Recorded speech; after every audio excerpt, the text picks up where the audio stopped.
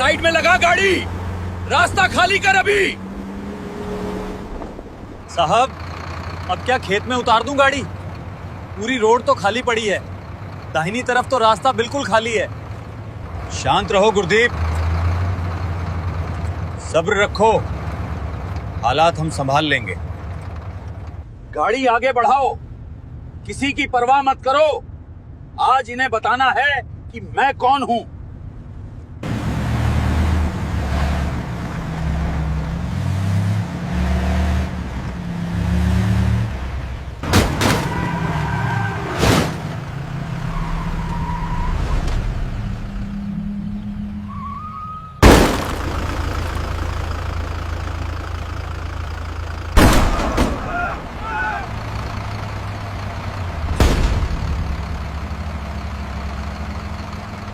नीचे मत उतरना, पहले स्थिति को समझने दो।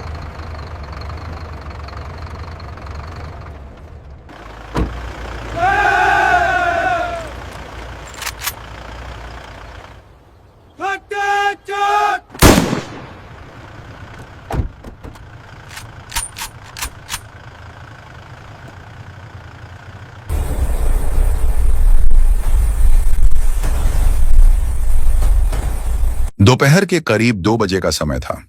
उत्तर भारत के मैदानी इलाकों में सूरज पूरी तेजी से चमक रहा था, लेकिन हवा में एक हल्की ठंडक अभी भी मौजूद थी। यह एक ग्रामीण इलाका था जहां दूर दूर तक केवल हरियाली ही दिखाई दे रही थी। रास्ते के दोनों तरफ सरसों और गेहूं के खेत लहलहा रहे थे। पीली सरसों के फूल सूरज की रोशनी में सोने की तरह चमक रहे थे। यह दृश्य इतना सुंदर था कि किसी का भी मन मोह ले, लेकिन इस शांत वातावरण में एक अनुशासित हलचल भी थी। इस संकरे लेकिन पक्के रास्ते पर भारतीय सेना का एक ओली ग्रीन रंग का 2.5 टन का ट्रक अपनी तय गति से आगे चल रहा था। ट्रक पुराना था, लेकिन उसकी देखभाल इतनी बेहतरीन थी कि वह नए वाहनों को भी मात दे रहा था। ट्रक के इंजन की एक लयबद्ध आवाज थी जो शोर कम और ताकत का एहसास ज्यादा करा रही थी। ट्रक के अंदर अगली सीट पर कर्नल विक्रम सिंह बैठे थे। कर्नल विक्रम 45 वर्ष के एक फिट और प्रभावशाली अधिकारी थे। उनकी मूछें घनी और तराशी हुई थीं और आंखों में एक ऐसी चमक थी जो वर्षों के अनुभव और अनुशासन से आती है। उन्होंने अपनी बेरेट उतारकर गोद में रखी हुई थी और बाहर के खेतों को देख रहे थे। ट्रक को लांस नायक गुरदीप चला रहा था, जो बहुत ही सतर्क और कुशल ड्राइवर था। पीछे की तरफ 4 और जवान बैठे थे जो आपस में धीमी आवाज में बातें कर रहे थे। वे एक रूटीन मूवमेंट पर थे, एक बेस से दूसरे बेस की ओर जा रहे थे। रास्ते पर ट्रैफिक न के बराबर था। कभी कभार कोई ट्रैक्टर या साइकिल सवार गुजर जाता था। कर्नल विक्रम ने गुरदीप से कहा, गुरदीप, मौसम बहुत साफ है आज। अगर हम इसी रफ्तार से चलते रहे तो शाम तक छावनी पहुंच जाएंगे। गुरदीप ने मुस्कुराते हुए जवाब दिया, जी साहब, रास्ता भी अच्छा है और ट्रैफिक भी नहीं है। बस ये सिंगल वे है, इसलिए जरा ध्यान रखना होता है। सब कुछ शांत था, लेकिन यह शांति बस कुछ ही पलों की मेहमान थी। अचानक पीछे से एक तेज और चुभने वाली आवाज ने शांति भंग कर दी। यह एक हाई डेसिबल वाला प्रेशर हॉर्न था, जिसे आमतौर पर गैर कानूनी माना जाता है। गुरदीप ने साइड मिरर में देखा। धूल का एक विशाल गुब्बार पीछे से उठता हुआ दिखाई दे रहा था। साहब, पीछे कोई वीआईपी काफिला लग रहा है, गुरदीप ने शीशे में देखते हुए कहा।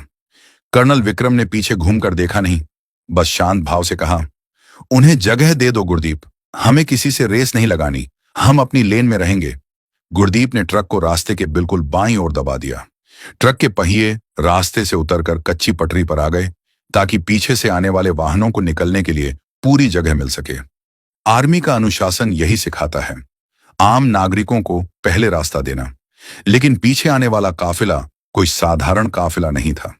यह इलाके के बाहुबली विधायक एमएलए रतन प्रताप सिंह का काफिला था।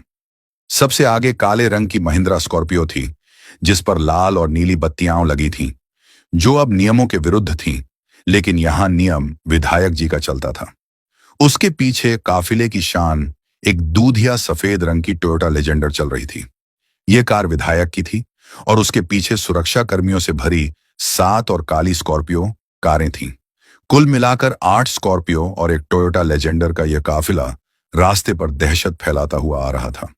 हालांकि आर्मी ट्रक ने रास्ते पर काफी जगह दे दी थी, फिर भी काफिले की जीपें लगातार हॉर्न बजा रही थीं। सायरन की आवाज से पूरा गांव गूंज रहा था। खेतों में काम कर रहे किसान सिर उठाकर इस तमाशे को देखने लगे।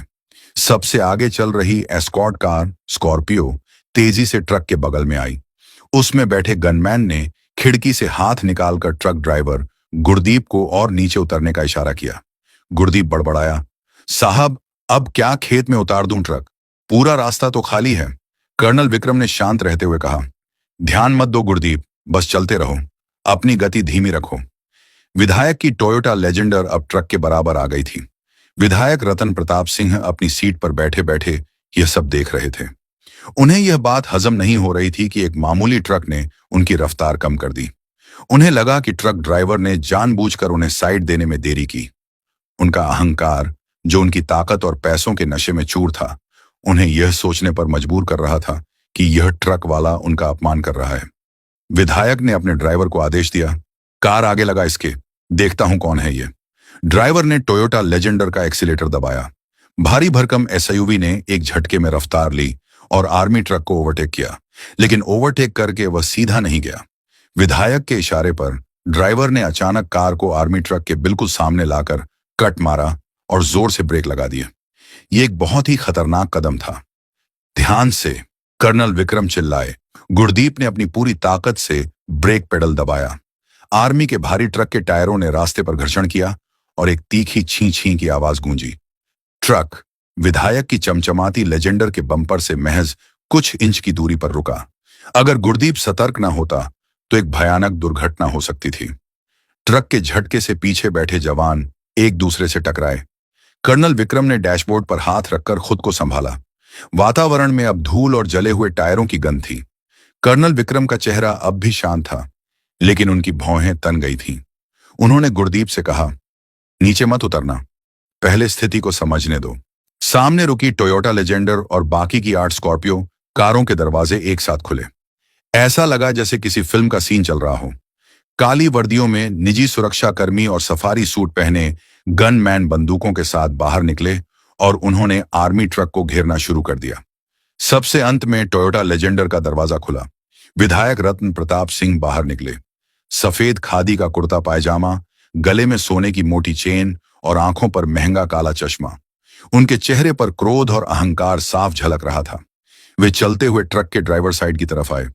विधायक ने ट्रक के दरवाजे पर जोर से हाथ मारा और चिल्लाया, ओए ड्राइवर, नीचे उतर, तुझे दिखाई नहीं देता पीछे कौन आ रहा है? हॉर्न सुनाई नहीं देता तुझे? कर्नल विक्रम ने गुरदीप को शांत रहने का इशारा किया और खुद अपनी साइड का दरवाजा खोला। वे नीचे उतरे। उनके जूते रास्ते पर टिके तो एक सधी हुई आवाज आई। कर्नल ने अपनी वर्दी ठीक की, बेरेट पहनी और घूमकर विधायक की तरफ आए। विधायक रतन प्रताप ने कर्नल को देखा। उसे लगा था कोई डरपोक ड्राइवर होगा, लेकिन सामने भारतीय सेना का एक कर्नल मौजूद था। फिर भी विधायक का नशा इतना गहरा था कि उसे वर्दी का लिहाज भी नहीं रहा। विधायक ने कर्नल की तरफ उंगली उठाई और तल्ख लहजे में कहा, यह रास्ता क्या तुम्हारे बाप का है जो बीच रास्ते में ट्रक चला रहे हो? कब से हॉर्न दे रहे हैं? साइड देने में क्या जोर आ रहा था? कर्नल विक्रम सिंह ने विधायक की आंखों में सीधे देखते हुए एक बहुत ही संयमित लेकिन भारी आवाज में जवाब दिया, मिस्टर, यह पब्लिक का रास्ता है। हमने आपको निकलने के लिए काफी जगह दी थी और जिस तरह से आपने अपनी कार हमारे ट्रक के सामने रोकी है, उससे न केवल आपकी जान जा सकती थी बल्कि मेरे जवानों को भी चोट लग सकती थी। विधायक हंसा, एक मजाक भरी हंसी। उसने अपने आसपास मौजूद गुर्गों की तरफ देखा और बोला, देखो भाई, ये हमें कानून सिखा रहे हैं। अरे ओ फौजी, तुम जानते नहीं हो तुम किससे बात कर रहे हो। इस इलाके में पत्ता भी मेरी मर्जी से हिलता है और तुम तो बस एक सरकारी नौकर हो। कर्नल ने अपना आपा नहीं खोया। मैं भारतीय सेना का अधिकारी हूं और हम देश के नौकर हैं, किसी व्यक्ति विशेष के नहीं। आप अपनी कारें हटा लें और हमें जाने दें।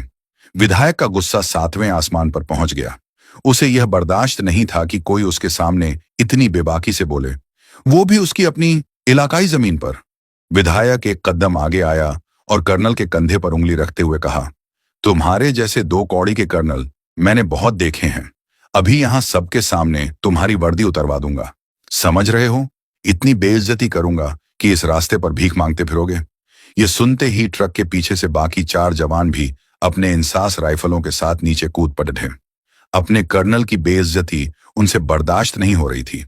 उन्होंने अपनी राइफलें सीधी तो नहीं की, लेकिन उनकी उंगलियां मजबूत हो गई थीं। माहौल एकदम तनावपूर्ण हो गया था। एक तरफ 30 से 40 हथियारबंद निजी गुंडे और दूसरी तरफ 5 से 6 अनुशासित फौजी। रास्ते के दोनों तरफ खेतों में काम करने वाले लोग अब किनारे जमा होने लगे थे। ये दृश्य अब एक बड़े नाटक का रूप ले रहा था। दोपहर की धूप अब और तीखी हो गई थी, लेकिन रास्ते पर जमा हुए लोगों को गर्मी का एहसास नहीं हो रहा था। वहां का तापमान किसी और ही वजह से ज्यादा हुआ था। एक तरफ भारतीय सेना के 5 से 6 जवान, जो अपनी ट्रेनिंग और अनुशासन के कारण शांत थे, लेकिन उनकी उंगलियां राइफल के ट्रिगर गार्ड के पास थीं। दूसरी तरफ विधायक रतन प्रताप सिंह के 30 से 40 निजी सुरक्षाकर्मी, जो अपनी संख्या के बल पर शेर बन रहे थे। विधायक की बात सुनकर कर्नल विक्रम सिंह के चेहरे की लकीरें सख्त हो गई थीं। 2 कौड़ी का कर्नल और वर्दी उतरवा दूंगा, ये शब्द किसी भी सैनिक के लिए गाली से कम नहीं थे। कर्नल ने गहरी सांस ली। वे जानते थे कि अगर उन्होंने अभी हाथ उठाया या आदेश दिया तो यहां खून खराबा हो जाएगा। ये गुंडे भले ही संख्या में ज्यादा हों, लेकिन उनके ट्रेंड कमांडोज के सामने ये 5 मिनट भी नहीं टिकेंगे। लेकिन कर्नल विक्रम एक जिम्मेदार अफसर थे। वे आम नागरिकों के बीच गोलीबारी नहीं चाहते थे। उन्होंने अपने जवानों की तरफ देखा और कड़क आवाज में आदेश दिया, जवानों, अपनी पोजीशन लो, लेकिन फायर नहीं करना है जब तक मेरा आदेश न हो। Stand down. जवानों ने अपने अफसर का आदेश माना, लेकिन उनकी आंखों में विधायक के लिए गुस्सा साफ दिख रहा था। कर्नल की शांति को विधायक ने उनकी कमजोरी समझ लिया। उसे लगा कि फौजी डर गए हैं। वह जोर से हंसा और अपने गुर्गों की तरफ देखकर बोला, देखा, ठंडी पड़ीडी हाश गई इनकी गर्मी। ये वर्दी वाले सिर्फ बॉर्डर पर शेर बनते हैं, हमारे सामने तो भीगी बिल्ली है। विधायक फिर से कर्नल के करीब आया। उसने अपना काला चश्मा उतारा और उसे अपनी सफेद कुर्ते की जेब में रखते हुए बोला, सुनो कर्नल, तुम शायद नए हो इस इलाके में। यहां का एएसपी मेरी सिफारिश से नियुक्त होता है। डीएम मेरी मर्जी के बिना छुट्टी नहीं लेता। और तुम मुझे कानून सिखाओगे? कर्नल विक्रम ने शांत स्वर में कहा, विधायक जी, आप अपनी ताकत का गलत जगह प्रदर्शन कर रहे हैं। हम दुश्मन नहीं हैं, हम भी इसी देश के रक्षक हैं। आप बस अपनी कारें हटाइए, हमें आगे जाने दीजिए। इस बात पर विधायक आग बबूला हो गया। उसने कर्नल के सीने पर उंगली गड्ढाते हुए धक्का देने की कोशिश की। हटाऊंगा, कारें भी हटाऊंगा, लेकिन तब जब तुम मेरे पैरों में गिरकर माफी मांगोगे।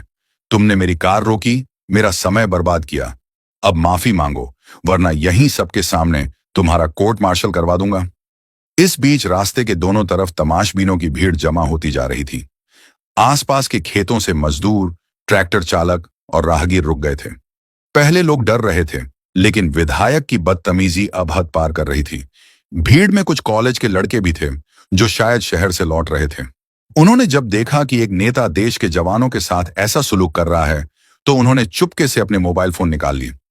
एक लड़के ने धीरे से अपने दोस्त से कहा, भाई वीडियो बना, ये विधायक तो आर्मी वालों को गालियां दे रहा है, इसे वायरल करेंगे। दोस्त ने कैमरा ऑन किया और रिकॉर्डिंग शुरू कर दी। विधायक का चिल्लाना, गालियां देना और कर्नल का शांत रहना, सब कुछ रिकॉर्ड हो रहा था। विधायक का ध्यान इस तरफ नहीं था। वह अपने अहंकार के नशे में चूर था। उसे लग रहा था कि वह यहां का राजा है और कोई उसका कुछ नहीं बिगाड़ सकता। विधायक ने अपनी फॉर्च्यूनर की बोनट पर हाथ मारा और चिल्लाया, अरे ओ, कहां गया वो एसपी? मिलाओ फोन उसको, अभी के अभी।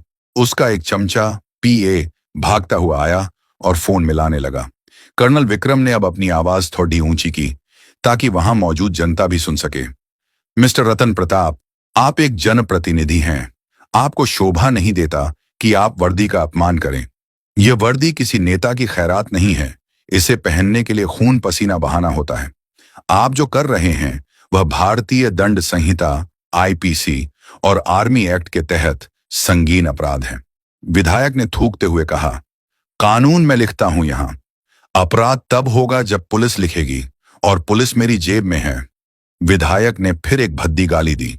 ये गाली सुनकर लांस नायक गुरदीप का सब्र टूट गया। वह आगे आया, साहब बस बहुत हो गया, एक हुक्म दीजिए, इसकी हेकदी अभी निकाल देते हैं। कर्नल ने गुरदीप का हाथ थामकर उसे रोक दिया। नहीं गुरदीप, हम कानून हाथ में नहीं लेंगे।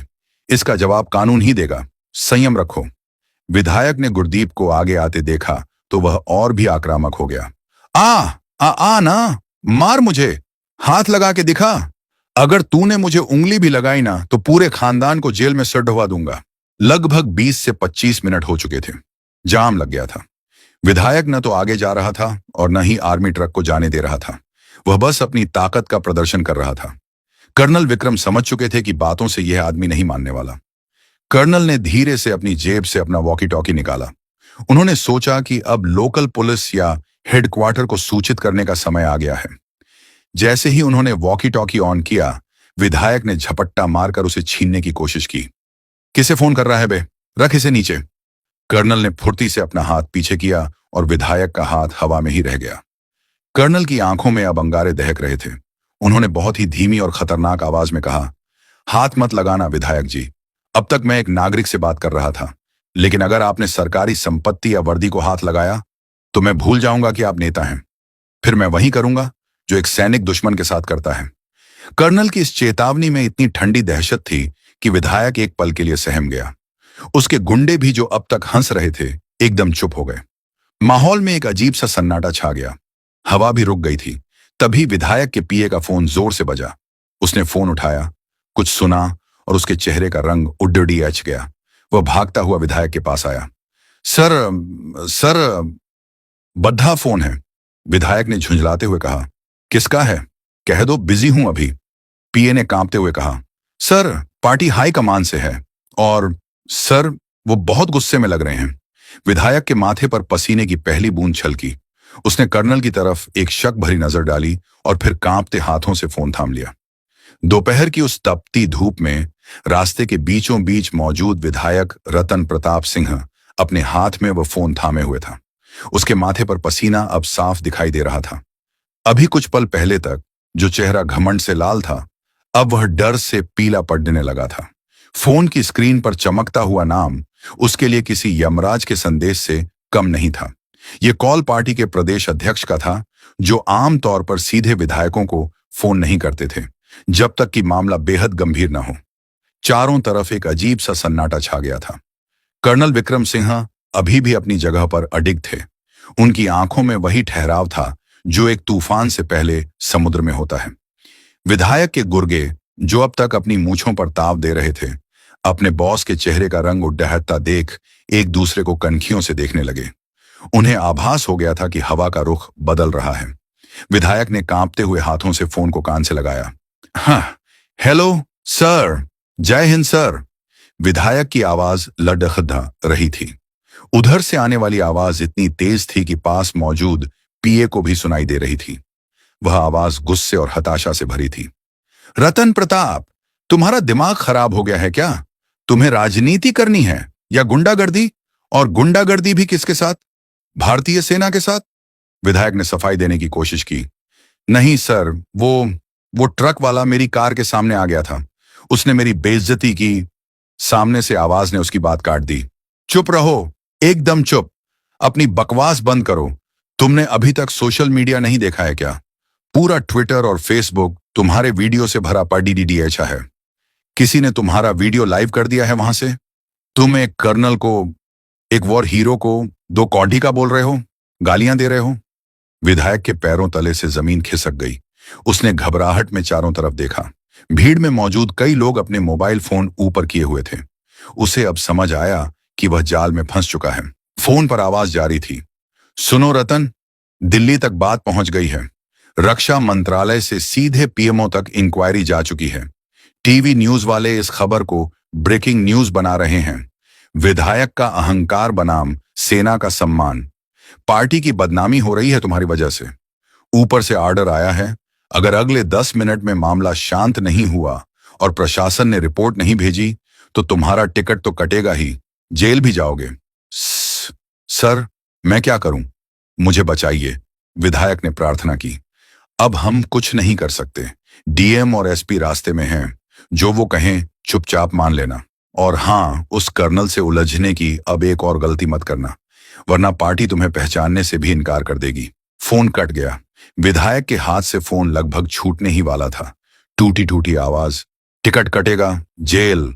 उसके कानों में गूंज रहा था।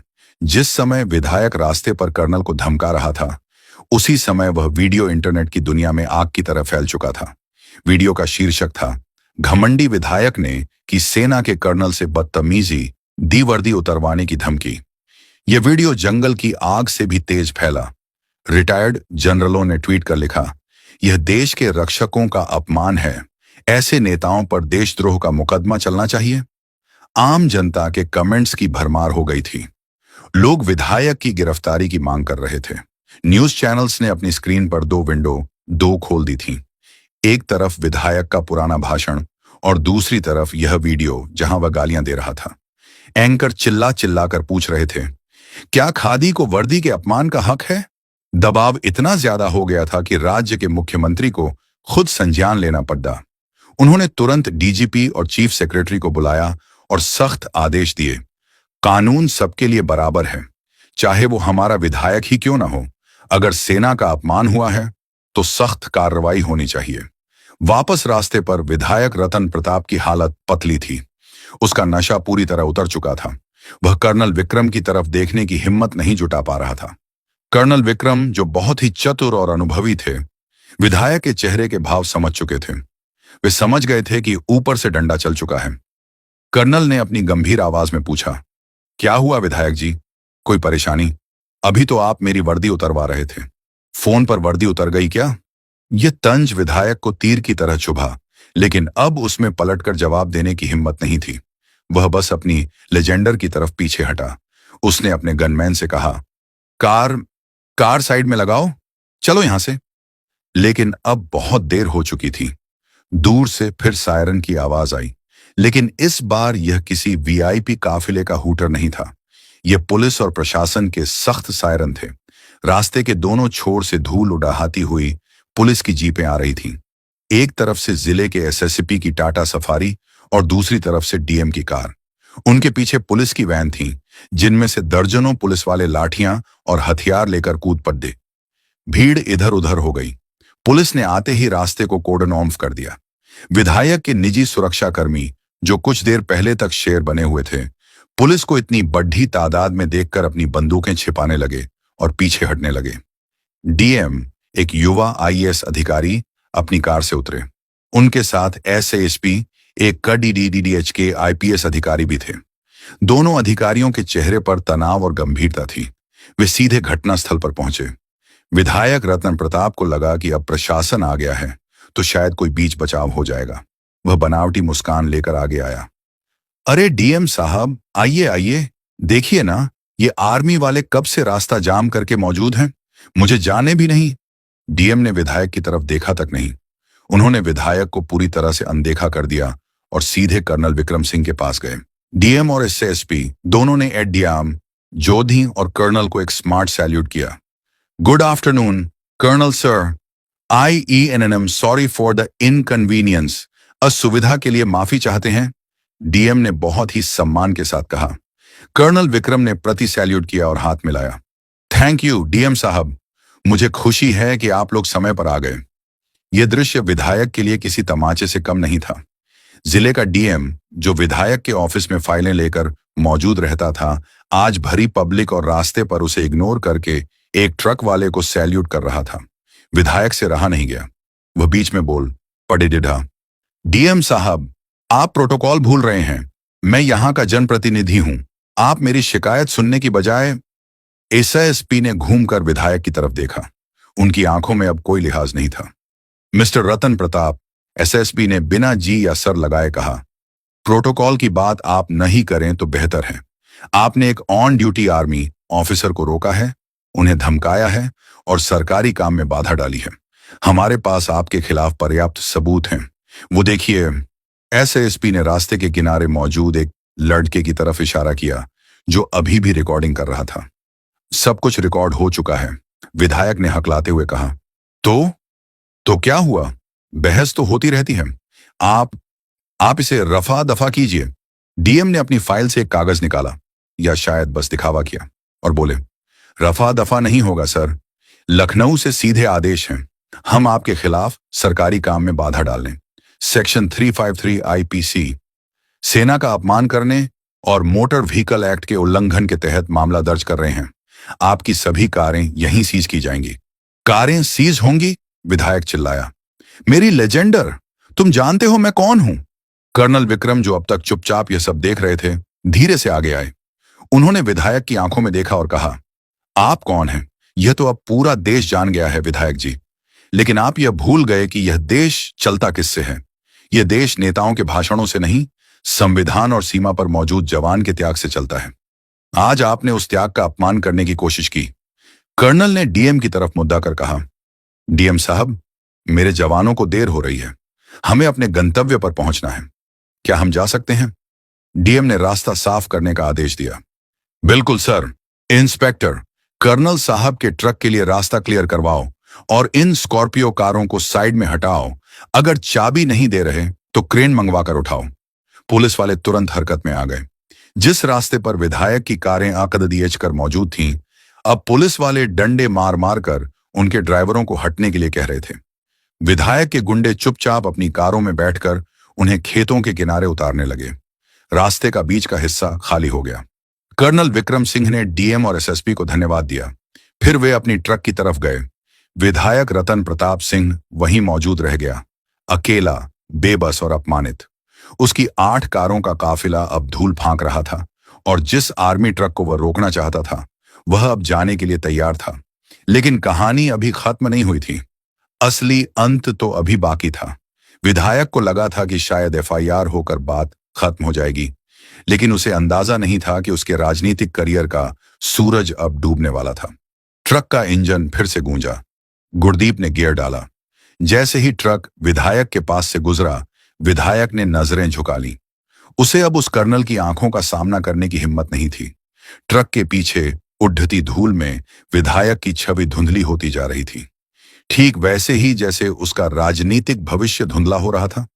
धूल के गुब्बार के बीच आर्मी का वह पुराना लेकिन मजबूत ट्रक धीरे धीरे आगे चला गया। ट्रक के पीछे लहराता हुआ छोटा सा तिरंगा झंडा मानो विधायक और उसकी पूरी सत्ता को ललकार रहा था। कर्नल विक्रम सिंह ने पीछे घूमकर नहीं देखा। एक सच्चे सैनिक के लिए जो बीत गया वह बीत गया। उसका ये सब ठीक नहीं है मैडम साहब, मैंने आपको आपकी किस्मत बदलने के लिए बुलाया।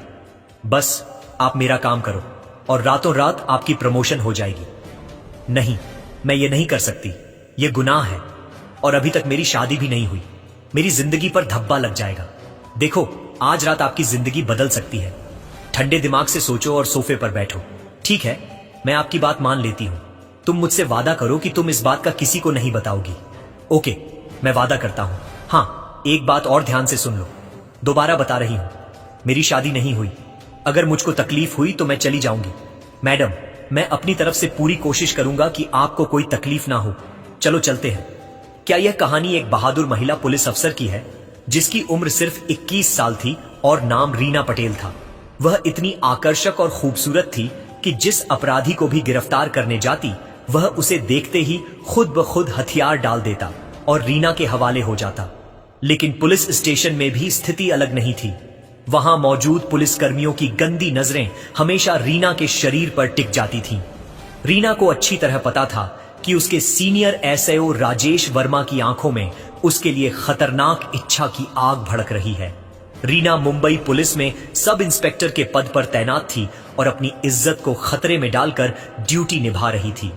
कई बार राजेश वर्मा किसी ना किसी बहाने उसे अपने ऑफिस में बुला लेता, कुर्सी पर बिठाता और फिर उसके कंधे पर हाथ रखने की कोशिश करता। रीना हर बार कोई बहाना बनाकर वहां से निकल भागती। राजेश वर्मा रीना के पीछे पागल था और बस मौके की तलाश में रहता कि किसी तरह उसे हाथ लगा सके। एक दिन उसने चाल चली। मीटिंग का बहाना बनाकर रीना को रात गए अपने घर बुला लिया। घर मुंबई के एक पसंदीदा इलाके बांद्रा में था। रात के 11 बज चुके थे जब रीना राजेश वर्मा के घर पहुंची। घर में कोई और नहीं था। दरवाजा खोलते ही राजेश ने मुस्कुराकर कहा, अरे रीना, मीटिंग तो महज बहाना था। असल में मुझे तुमसे एक निजी काम था। रीना को फौरन समझ आ गया कि आज हालात गंभीर हैं। उसका शरीर कांप उठा और दिल ही दिल में प्रार्थना की कि हे भगवान, आज मेरी इज्जत इस दरिंदे से बचा लेना। फिर भी वह दरवाजे के पास खड़ी रहकर बोली, सर, यह बिल्कुल गलत है। आपने मुझसे झूठ बोलकर रात के समय घर बुलाया और अब यह सब कह रहे हैं। राजेश वर्मा अब खुद पर काबू नहीं रख सका। उसने रीना का बाजू पकड़ लिया और जबरदस्ती उसे बेड की तरफ खींचा। रीना का दिल जोर जोर से धड़क उठा। उसने पूरे जोर से धक्का दिया और भागकर घर से बाहर निकल आई। लेकिन खतरा अभी टला नहीं था, बल्कि अब तो असली परीक्षा शुरू हुई थी। रात के 2 हार बज रहे थे। रीना अकेली मुंबई की सुनसान सड़कों पर भाग रही थी। अचानक उसके सामने सड़क के बीच में 3 आदमी खड़े नजर आए। लंबी सफेद दाढ़ियां, भारी मूछें और सफेद कुर्ता पजामा पहने हुए एक ने रीना को देखते ही कहा, इंस्पेक्टर साहिबा, इतनी रात को अकेली कहां जा रही हो? हमें भी जरा साथ दे दो। हम भी तो इंसान हैं, हमारा भी दिल करता है। रीना गुस्से में बोली, तुम्हारा मतलब क्या है? तुम क्या कहना चाहते हो? दूसरे ने हंसते हुए कहा, आपको देखकर तो जिस्म में आग लग गई है। रीना तेज गुस्से में चीखी, अपना रास्ता साफ करो वरना बुरा अंजाम होगा। मैं इंस्पेक्टर हूं, तुम लोगों को बिल्कुल नहीं बख्शूंगी। तीनों आदमी शराब के नशे में धुत थे। वे रीना पटेल के चारों ओर घूमने लगे। रीना के दिल में डर का सागर उमड़ने लगा। वह जल्दी से वहां से निकलना चाहती थी, मगर तीनों उसके पीछे लग गए। रात का गहरा अंधेरा, वीरान सड़क पर सिर्फ रीना की तेज सांसों की आवाज और उन 3 दरिंदों की हंसी व गंदी बातें गूंज रही थी। इस सुनसान मुंबई की सड़क पर कोई ऐसा नहीं था जो रीना को इन तीनों से बचा सकता। अचानक एक ने पीछे से रीना का बाजू पकड़ लिया और कहा, इंस्पेक्टर साहिबा, हमें अकेले छोड़कर कहां भाग रही हो? थोड़ा हमें भी खुश कर दो ना। रीना ने पूरे जोर से हाथ छुड़ाया, मगर दूसरे ने हंसते हुए कहा, हमारे साथ भी जरा वक्त गुजार लो इंस्पेक्टर जी, कब से प्यासे बैठे हैं, तुम्हें देखकर तो प्यास और बढ़ गई है। अगर तुम हमें राजी कर लोगी तो हम तुम्हें यहां से जाने देंगे। फिर तीसरे ने जोर से खींचकर रीना का दुपट्टा फाड़ दिया। अब रीना समझ गई कि आज इन तीनों से अपनी इज्जत बचाना बहुत मुश्किल है। रीना थोड़ा पीछे हटने लगी और तीनों आगे बढ़ने लगे। उसने पूरा जोर लगाकर भागना शुरू कर दिया, मगर तीनों भी उसके पीछे दौड़ पड़े। दौड़ते दौड़ते रीना सड़क पर गिर पड़ी। अब तीनों के चेहरों पर हवस का नशा साफ झलक रहा था। वे तीनों नीचे गिरी हुई रीना को घूरने लगे। एक ने शराब की बोतल निकाली और रीना के ऊपर छिड़कने लगा।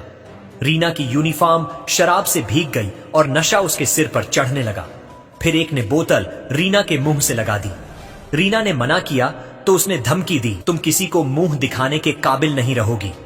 रीना डर गई और सोचा कि थोड़ी सी पी लूं, वरना ये 3 है और मैं अकेली कमजोर औरत हूं। उसने जबरदस्ती थोड़ी सी शराब पी ली। नशा रीना के सिर पर चढ़ गया और वह सड़क पर लेट गई। तीनों के चेहरों पर हवस की लहर साफ नजर आ रही थी। रीना को लग रहा था कि आज रात उसकी इज्जत नीलाम होने वाली है। तीनों बेसब्री से रीना के करीब आए। एक ने उसके बाल पकड़ने के लिए हाथ बढ़ाया। जैसे ही वह बाल पकड़ने वाला था, रीना ने आखिरी कोशिश की। जमीन पर पड़ी शराब की बोतल उठाई और पूरी ताकत से एक के सिर पर दे मारी। बोतल सिर पर लगने से उसका सिर फट गया। वह खून में लथपथ गिर पड़ा। बाकी 2 घबराकर अपने साथी का यह हाल देखकर पीछे हट गए। रीना कांपते शरीर से उठी और फिर भागने लगी, मगर नशे की वजह से पांव लड़खड़ा रहे थे। एक ने उसका पांव पकड़ लिया। दूसरा गुस्से में आया और चीखा, पहले तो हम काम करके तुझे जाने देते, मगर अब तुझे अपने पास रखेंगे। यह सुनकर रीना और भी ज्यादा खौफजदा हो गई और बोली, मैंने तुम लोगों का क्या बिगाड़ा है? मुझे माफ कर दो और जाने दो। लेकिन बाकी 2 आदमियों ने रीना की एक नहीं सुनी। उन्होंने रीना को पकड़कर जंगल की तरफ घसीटना शुरू कर दिया। वही जंगल जो मुंबई के उपनगरों में समंदर किनारे के पास फैला हुआ था। जंगल के ठीक बीच में एक पुरानी हवेली खड़ी थी जो सालों से बंद पड़ी हुई थी। अंदर सिर्फ रीना और यह 3 दरिंदे थे। रीना को यकीन हो गया कि अब उसकी इज्जत यह जंगली लोग लूट लेंगे। उसका पूरा शरीर डर से थरथरा रहा था। एक पुरानी हवेली में अकेली औरत और 3 नशे में धुत दरिंदे। ऐसी हालत में इज्जत बचना लगभग नामुमकिन था। एक ने रीना का हाथ पकड़ा और गरज कर बोला, अब देख तेरा घमंड कहां जाता है। रीना की नजर हवेली के कोने में पड़ी लकड़ी की लाठी पर पड़ी। जैसे ही एक करीब आया, रीना ने फौरन लाठी उठाई और उसके सिर पर जोर से दे मारी। सिर से खून बहने लगा। बाकी 2 अपने साथी की तरफ भागे तो रीना को मौका मिल गया। उसने जल्दी से दरवाजा खोला और अंधेरे में छलांग लगाकर भागने लगी। रीना जंगल में नंगे पांव भाग रही थी, मगर खतरा अभी खत्म नहीं हुआ था, बल्कि और भी तेज हो गया था। रीना के पीछे अभी भी 2 आदमी पीछा कर रहे थे। थोड़ी दूर एक पुरानी खस्ताल फैक्ट्री थी, मुंबई के पास एक बंद पड़ा सीमेंट प्लांट।